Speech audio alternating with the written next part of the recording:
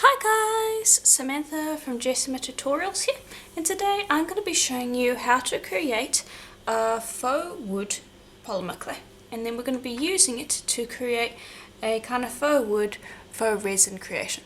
Now this is one of my test pieces. You can see it's not finished off properly, but this is just to give you an idea of what we're going to be making today. So I have got 8 different colour recipes here that we are going to be using. You should have gotten those colour recipes with the tutorial. Now keep in mind these colour recipes are not completely necessary, but they do help create a convincing wood grain. So this is number 1, 2, 3, 4, 5, 6, 7 and 8. And you can play around with different colours, but whenever creating wood grain I would recommend making a variety of colours that are pretty similar to one another, just to give some depth to your effect. So for each of these now, what I want you to do, I'm just going to move them off to the side here. What I recommend doing is just take each one of them. Now they're not going to be as conditioned as they could be right now because I did make them last night, but they should be soft enough. And just kind of make a nice long rectangular shape with them, and you would repeat with all of them. And try to keep them all the same width. So even if you have nice long ones like this, don't make one that has this width. You want to fold it and then squish it in such a way that it would have the same width as this one. So let me show you that. So you just fold it, squish all these pieces in so it's nice and compact, and then squish along this edge here like so, until you have something that basically is the same width. It doesn't matter if it's longer, you just don't want it to be wider. Then repeat with all of them. Okay, so when we have all of these laid out like so, then I want you to run them through first on the thickest setting of your pasta machine, and you want to be lengthening it. Then take it down to your middle setting, again lengthening it like so. And then I'd recommend take it down to at least your second thinnest setting. And again, lengthen it. Put to the side. Repeat with all of them. Okay, then once you have them all rolled out on your thickest set, on your basically thinnest setting, what I want you to do is I want you to take them. I'm just going to move this up so you can see the end there. And then I want you to just cut off probably, how big is this? Let me just grab a quick check to see. Roughly about 7 centimeters long. You could go smaller than that, but I generally will cut them into about that length. And I want you to cut them all into roughly that. Like so. And then any bits that you end up with that are not that long, put to the side. We will use that for something later on.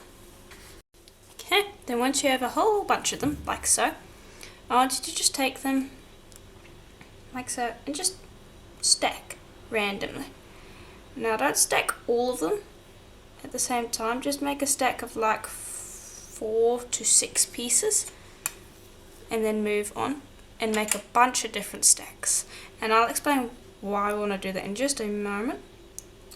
Your goal is to end up with a fair few different stacks, and they should all be different. They should have different amounts of the clay in them. So some would have 4 strips, some would have only 3 strips, another might have 7 strips. And then we're going to put them through the pasta machine, and we're going to put them all through on the same setting, and so some are going to end up thinner than others. I'll explain it when we get to it, but basically it's going to make sure that the strips, when we actually put them into our cane, don't all have the exact same thickness. So it will add some organicness to it. Okay, and there we go.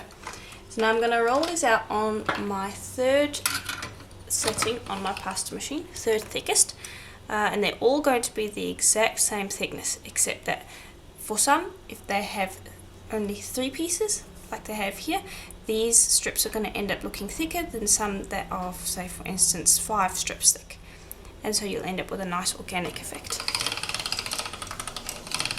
So there, I rolled that one through, and you can see that that ended up not really changing it a huge amount. And roll this one through, you can see that stretched it quite a bit, and you will continue doing that with all of them, like so. Okay, then I'm going to jump down 2 more settings, and I am going to repeat the process. Okay, then what you're going to do is you're just going to stack them top of one another, and I'm probably going to cut this into like 3 pieces, and I'm just going to cut that, and we can use that for our scraps later on. Now I don't want them all to be stacked the same, so I just used that to see how long I want each of my strips to be. So this one I'll leave stacked, and this one I'll move on to this one, and then basically you just want to chop and stack at random so that you don't get a bunch of repeats. So then that one can go on top of this one. And I have a little bit of blue clay there from my pasta machine, just take that off. And stack. And then just continue doing that. Actually no, we don't want to continue doing that, sorry, I actually have missed a completely very important step. So I'll just leave that stack, that's okay. But we need to just clear this out of the way. Drop them all into this size strip, but don't stack them. That was a mistake on my part. Drop them all into that size, and then we're going to move on to creating little tree rings. Okay, so I brought over all our little scrappy pieces, and what we're going to do is we're going to create a tree ring. So these are the pieces that I rolled through the pasta machine, and that I just have some teeny weeny little ends left. I'm going to roll that up like so, and that's going to make our core. Then I'm going to just stretch that a touch. And distortion is fine at this point, and I'm going to roll that up and then tear off.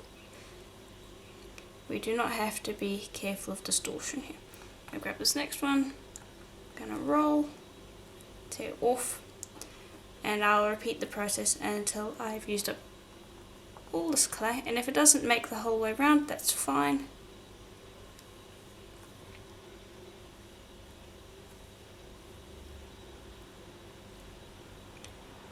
Okay, and this will create a little tree ring that we can use. So there we go. Once you've done that, then just take that and reduce that down, and you want it to be super small.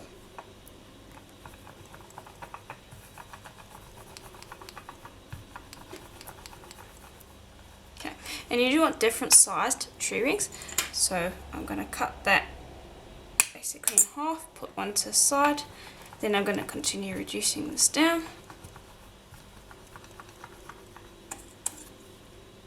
Cut in half again, put it to the side, then I'll reduce this down, cut it in half, and then just reduce this. Okay, and then we've got some tree rings to work with.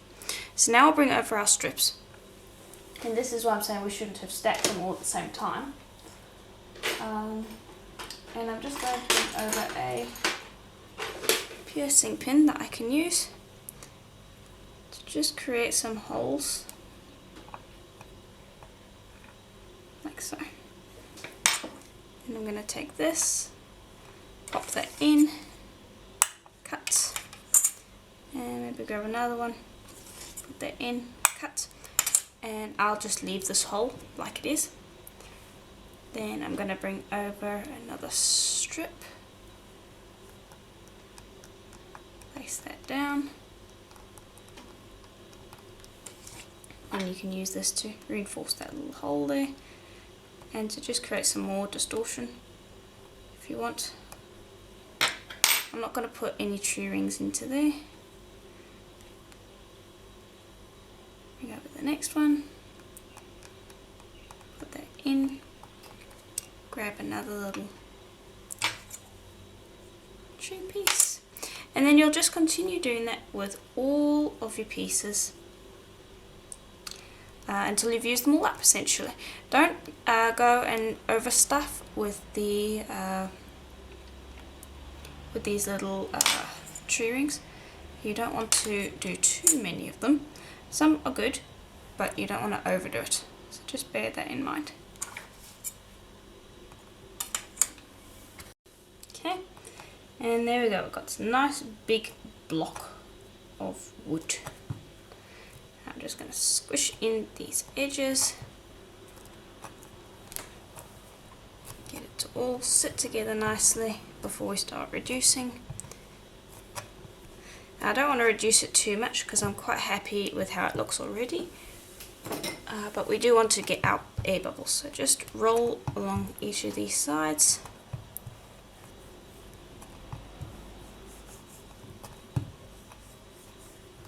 Like so. Now, I don't want to reduce it too much. I'm just trying to get rid of air bubbles and I'm trying to get everything to stick together nicely. Okay, so we're almost done there. And then I'm just probably going to press down on it again to compact it back into basically its original size. And I'll roll just a touch more.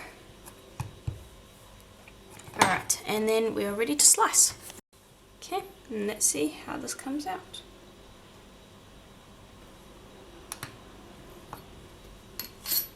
And there we go. So there's the wood. So I'm not quite happy with how wobbly these lines are, so you can correct that very easily. All you need to do is you need to stretch it out. So I'm going to take this and I'm going to roll each of these sides like so. This will start to stretch out those lines, and there you can see immediately that starts to look better than what it looks there. So the nice thing about this wood cane is that you can very easily adjust it.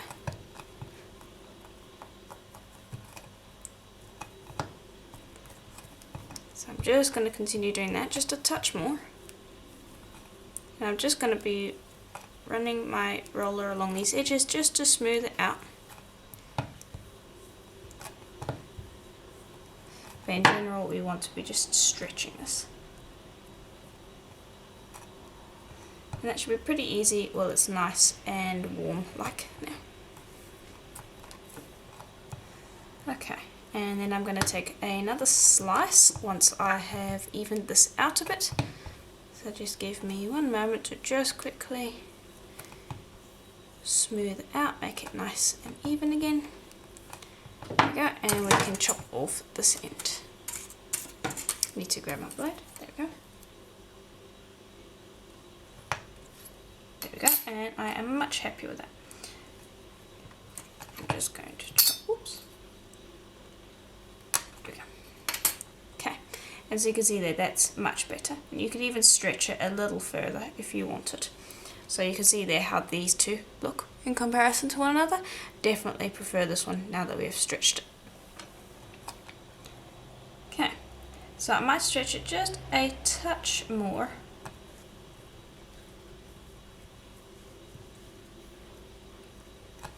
Just to get it to the point where I like it.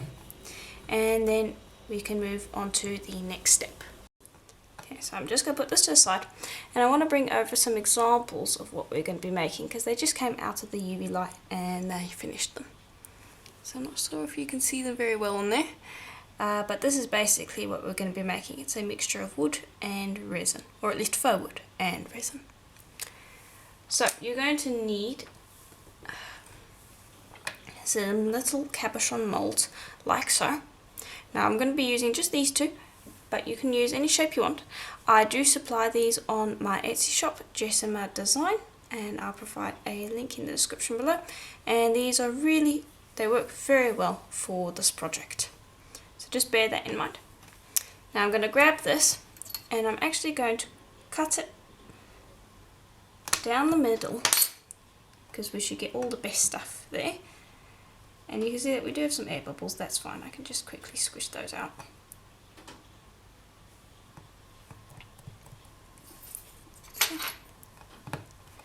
And and then I'm going to cut some strips, and you want them to be at least about 1/2 centimetre thick. And actually I'm going to use my stiff blade to do this. So let me just grab that, there we go. Cut, cut, and again cut.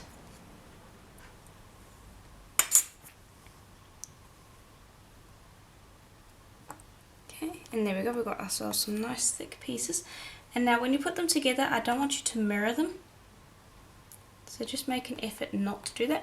And then with the join line, I want you to press it by hand so that it gets just as wiggly as the rest of the cane. And I'll do the same for this one. Let's see, I don't want to mirror that.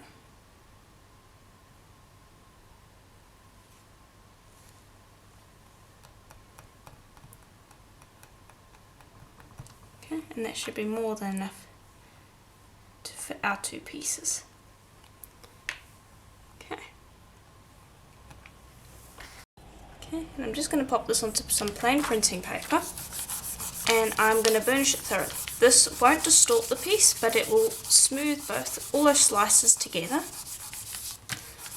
and it will even it out. Now the reason I've made it so thick is because we're going to be putting it into the pendant mould, and we're going to be sanding it later on once we've applied the resin quite a bit, so you need a fairly thick piece of the clay.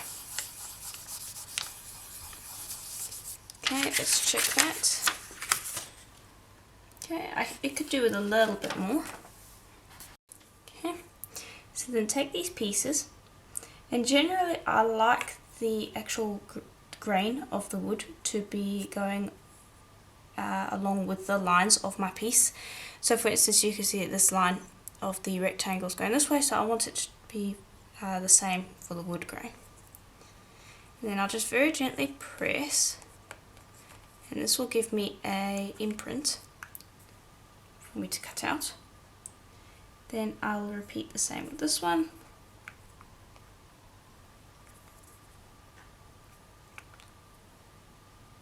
Okay. Now we do have some excess around the edges, but we can use that. So what I'm going to do is I'm just going to trim here and here to get this out of the way. So I'll cut this one out as well.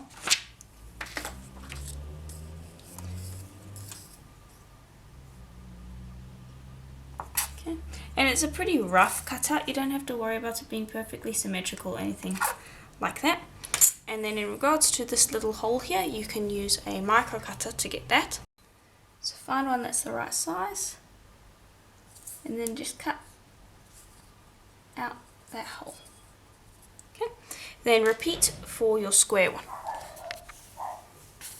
Okay, and now I do have a fair bit of excess here, so I'm going to grab my oval cabochon here, and I'm actually going to do it let's see, we don't want to cut it. I also want the lines to be going straight.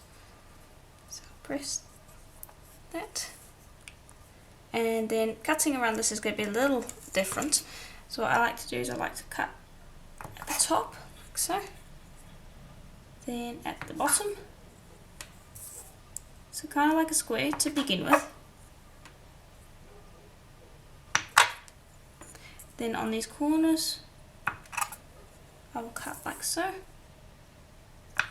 And this is generally how I'll do round pieces. Now the round pieces don't have to be perfect because again we are going to be putting it into a cabochon mould. And then just each of these little corners I will just take like nick off. And then cut out that hole like you did with the other ones. And that will give you a rough oval shape. Okay, then grab each of your cabochons. I'm going to be doing the rectangle one first, and just make sure your molds are clean. Put these in and just position it so that that little hole is in the right spot, and then you might need to like peel away the sides of the mold. It is silicone, so it is movable. and then just push that through.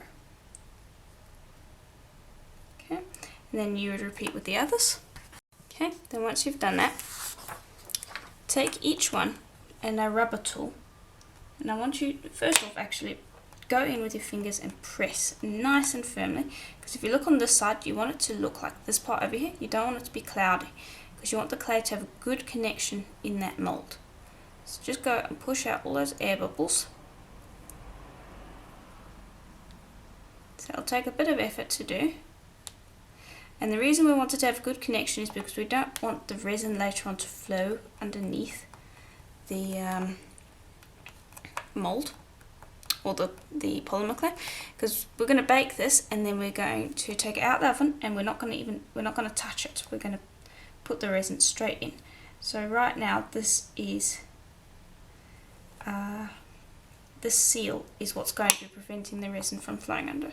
Now if the resin does flow under, it's not a huge issue, but it does mean that you're going to have to do more sanding later on. So just spend your time getting this done right and try to get it as solid as possible. Okay, and then once you've got it into the right position, go in and press with your finger to get it all nice and smooth out, because you're probably going to end up with some messed up areas. And don't worry if it's not all even anymore, that's fine. We're going to end up sanding it again. You can go in with your rubber tool and just gently press things into place. Even rub with it to get everything in place. Okay, and then just press on the sides gently to make sure that it's in the right position in the mold. Then you will repeat with the others. Okay, then once we are done there, we are now going to cut out our pattern. So I basically want to have the repeat pattern. So for this one, what we're going to do is around here, I want to just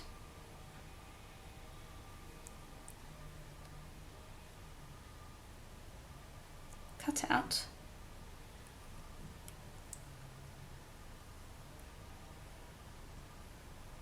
this like so.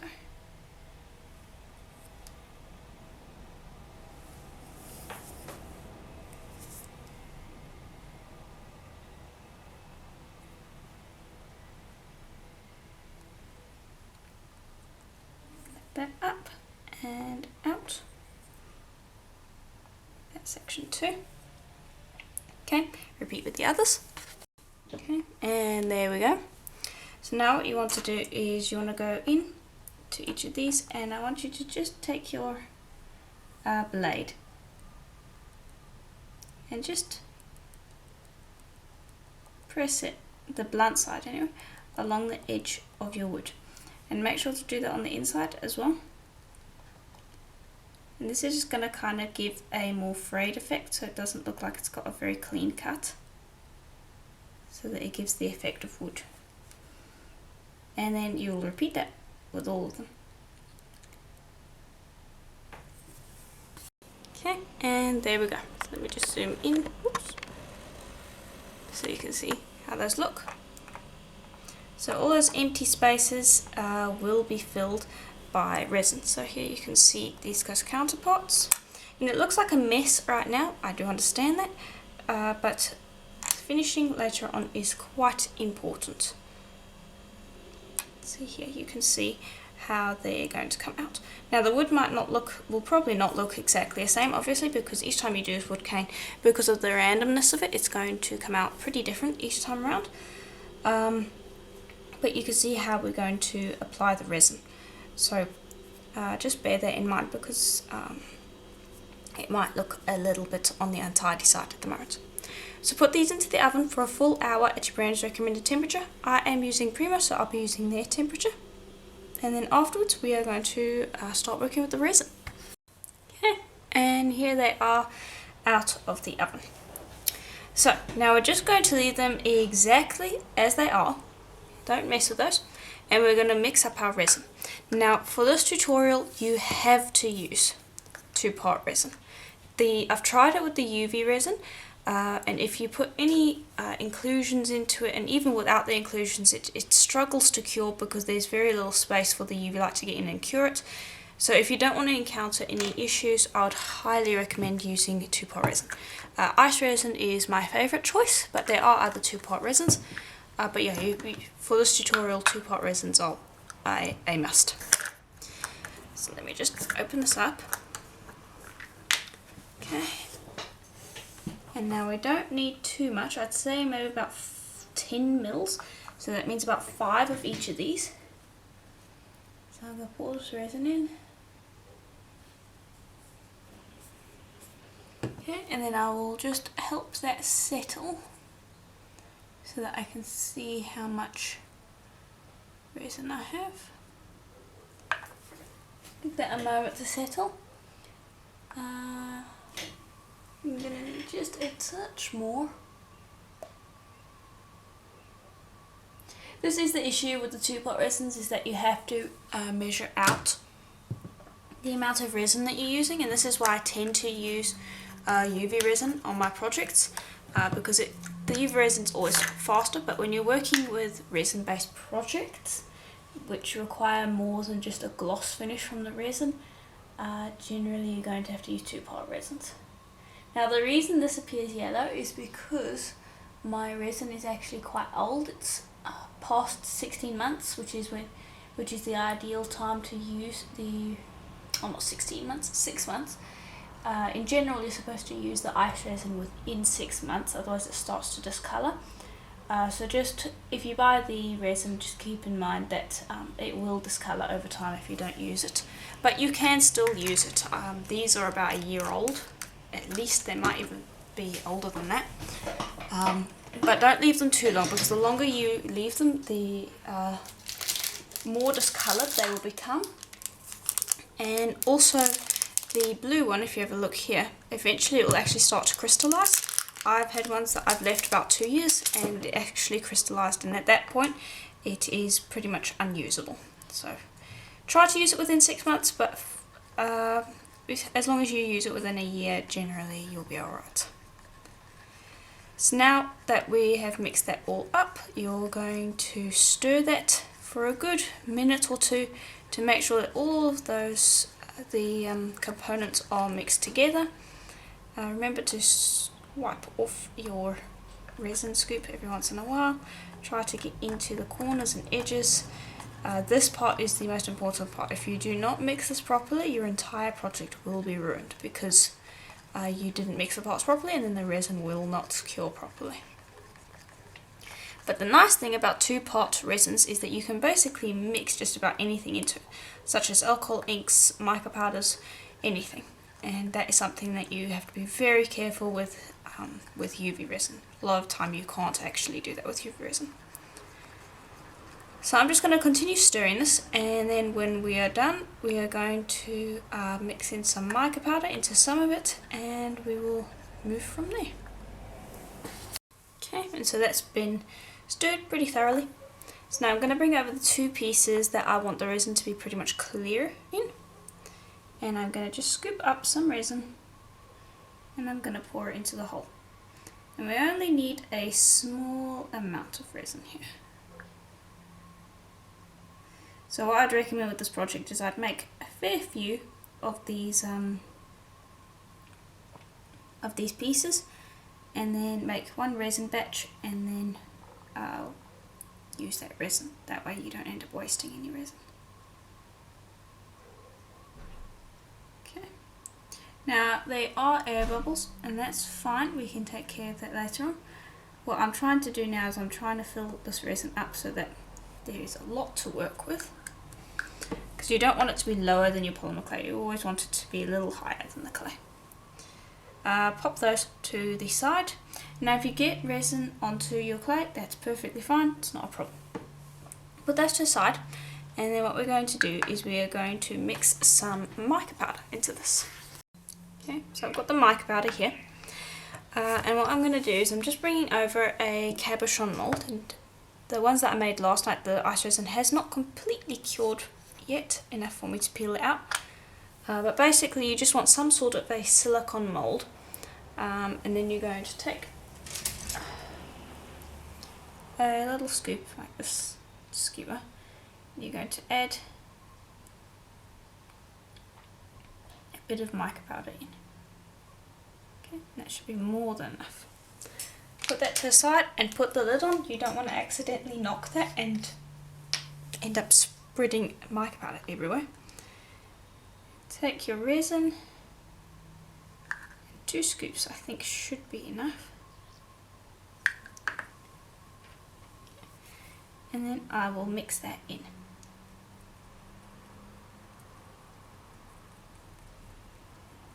This will give us a beautiful shade.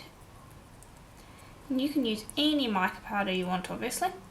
You could, if you wanted a non-sparkly finish and you wanted it to kind of be a matte but opaque colour, you could use pastels as well, chalk pastels. But yeah, you can do that as well. Then bring this over and I'm going to scoop this into our thing. Actually, I might just bring over another resin scoop. Just give me one moment. There we go. We'll go quicker if we do it this way. Just scoop that in, and then once I'm done with that, I'll show you what to do with the others, because we wanted the air bubbles to be removed before we put anything into them. Now, something I do want to just quickly mention, because it is quite important, you have about half an hour of working time with this resin, so just keep that in mind when you are working. You don't need to hurry, it's not a huge stress session, especially if you are working in a cold environment. If you're in summer, you probably have closer to something like 20 to 15 minutes, but so long as your working area is not like super duper hot, you should have about half an hour of working time with this resin, which is plenty of time to finish this off. So just keep that in mind. It's something that you do need to do. You can't just go off and leave it and then come back to it like you could with UV resins. It will have cured. Okay, now I'm just going to take a straw. You can see that the bubbles have pooled at the top, and just take a straw and gently blow.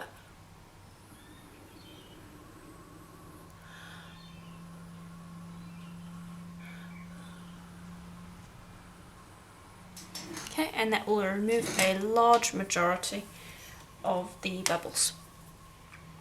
Okay, and then what I'm going to do is I'm just going to go around these areas where the bubbles might have stuck, and I'm just going to move those. I don't want them sticking to the bottom of my piece either. I want to make sure that they haven't stuck around the bottom of my polymer clay either, so I just go in and gently poke those areas, and those bubbles will rise to the top. I will repeat with this one, where I'll just remove any bubbles that are sticking to the sides and bring them out into the middle.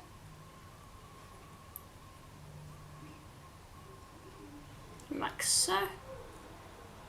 And then once we're done with that, I'll give it one final blow, and then we can move on to applying our colorants. Okay, and I'm going to be using a green alcohol ink. Any alcohol ink will work for this.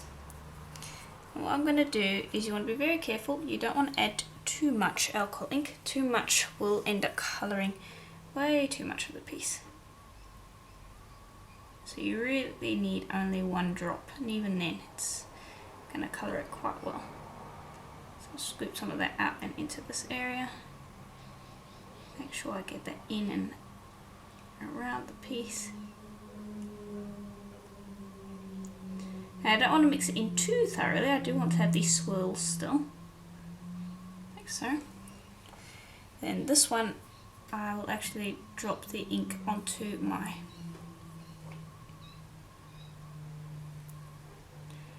skewer there, and I will colour it in. And stab your stick down so you get that ink penetrating more than just the top of your resin. You want it to actually be inside the resin, not just floating on the top. Okay, then I'll just quickly clean that off. Then I'm going to bring over that metallic mixture that we had from earlier. And I'm actually going to scoop out a bit, so just bear with me for a moment. Scoop about a bit, and I'm going to add it. You really do not need a huge amount, but that will add a little bit of a shine to the piece, which is something that I like.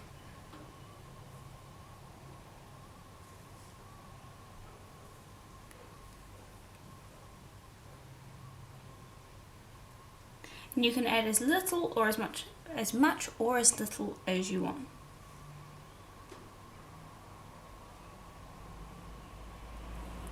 Okay.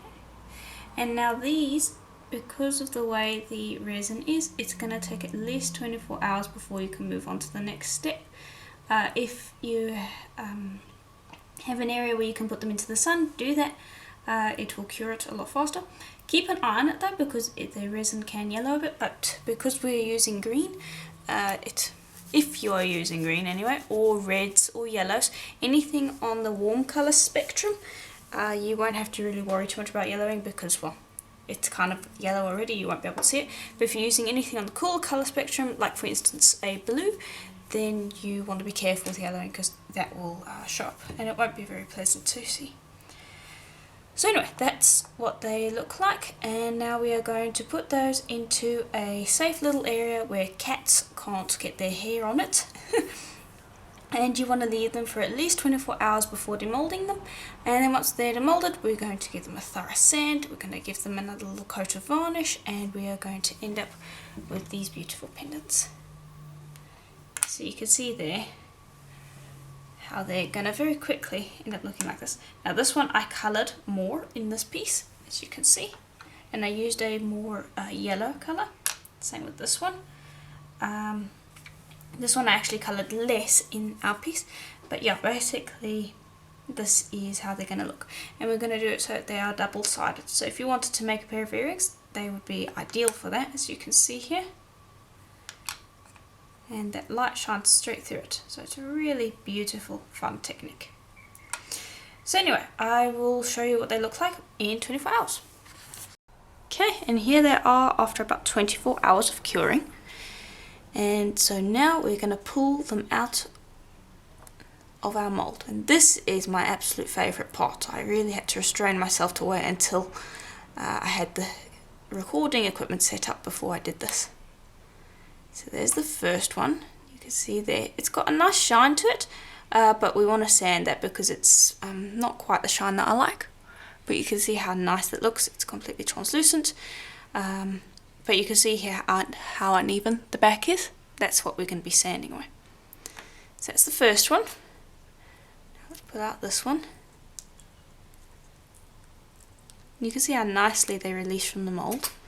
And you can see there how that looks. Now it doesn't look so exciting on this side right now, but if I bring over this one, you can see here after the sanding what a big difference it looks. This one basically looked almost exactly the same as this one before I sanded it, and you can see on the back there what it's going to look like. So sanding really makes that metallic effect really work nicely. So there we go, and again you can see there how uneven the back is. And the last one.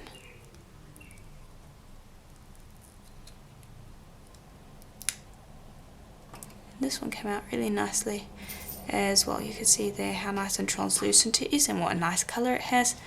And again, back needs to be sanded, but all in all looks really nice. So those are our 3 little pendants. We are now going to move on to the sanding part. Okay, so to sand, I am just going to bring over a 400 grit wet dry sandpaper, and generally I will sand by the sink, but you can see here it's a 400 grit, and you only need this grit because any higher and you wouldn't really be getting material off, any lower and you'd probably be getting too much material off. Then I've got some water off to the side here, and it has been I've mixed some dishwashing liquid, dishwashing soap, into the water so that the silt that you get off of this doesn't stick to our sandpaper. And then all you're going to do is you're just going to proceed to sand, like so. And it's going to take a little while to get this done, And I actually want to show you a little trick, because when you're doing it like this, you might find that one side of the piece goes down quicker than the other and you don't get a completely flat edge. So I want to show you a very quick trick if you happen to have a acrylic block.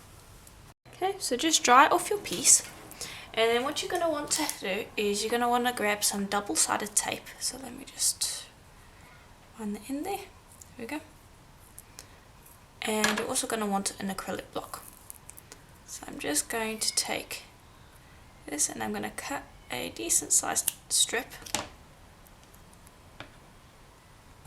Like so. Stick that down onto the acrylic block, and generally I will go with about 3 strips. Pretty close to one another. Like so. Okay, and what's going to happen now, I mean you can't really, I'm not sure if you've got the idea already, but basically what we're going to do is we're going to just peel off this tape. Peel it off. See if I can get it easier on the other side. There we go. Like so.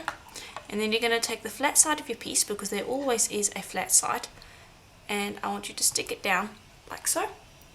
And then generally there's enough space for your other pendants, so I'm going to pop them down as well, like so.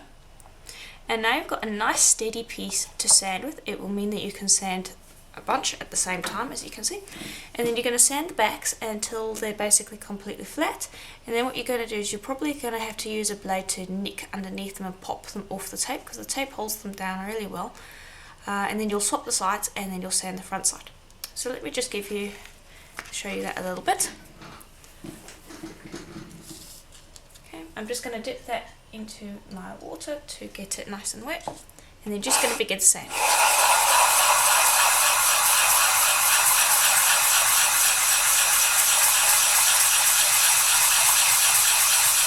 Okay, and so you can see that you can sand very quickly, as you see here. It also means that your fingers are not in danger of getting accidentally sanded, because they're well out of the way. And then you're just going to sand until all of these pieces are nice and flat. Okay, and here they are, both sanded, and you can see that they have lost a significant amount of material. The back side, which is this side, takes a lot to get sanded through. So you can see they're all basically about the same thickness. So you can see there.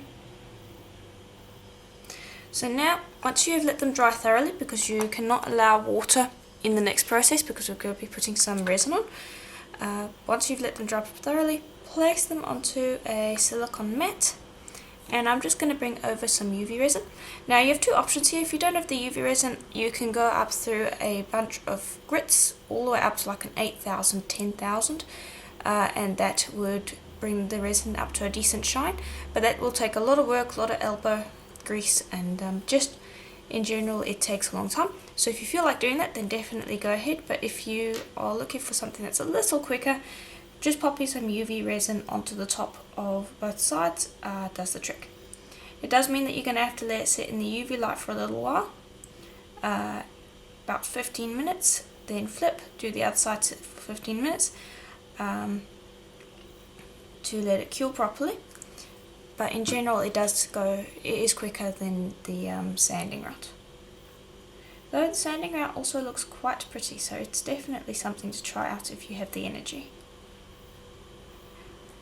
Alright, so now I'm just taking it, and you can see how immediately it shines it up.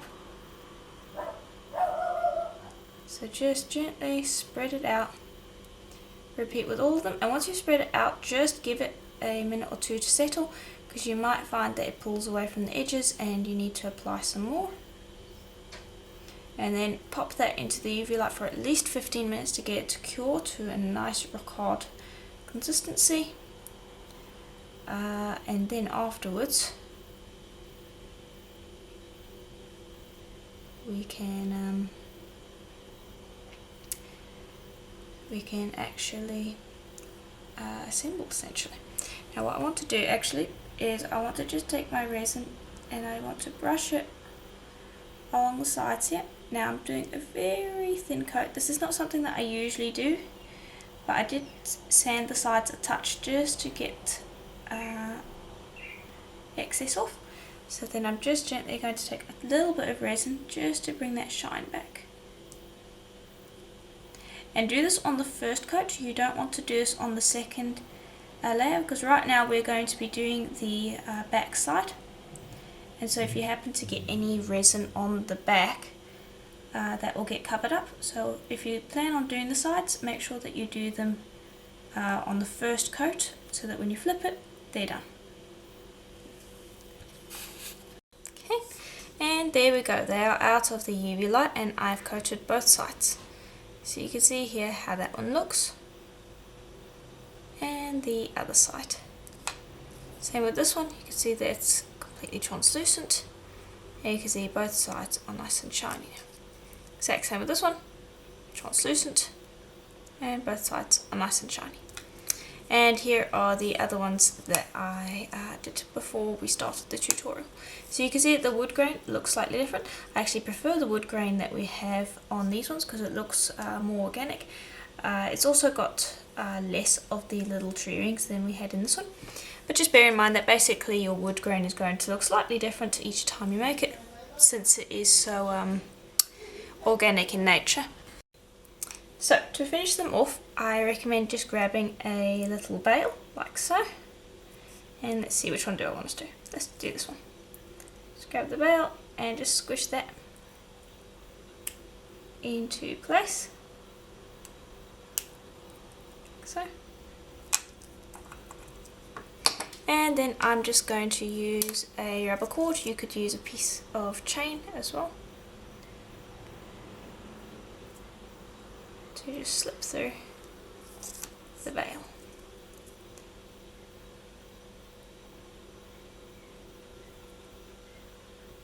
Okay, and there we go.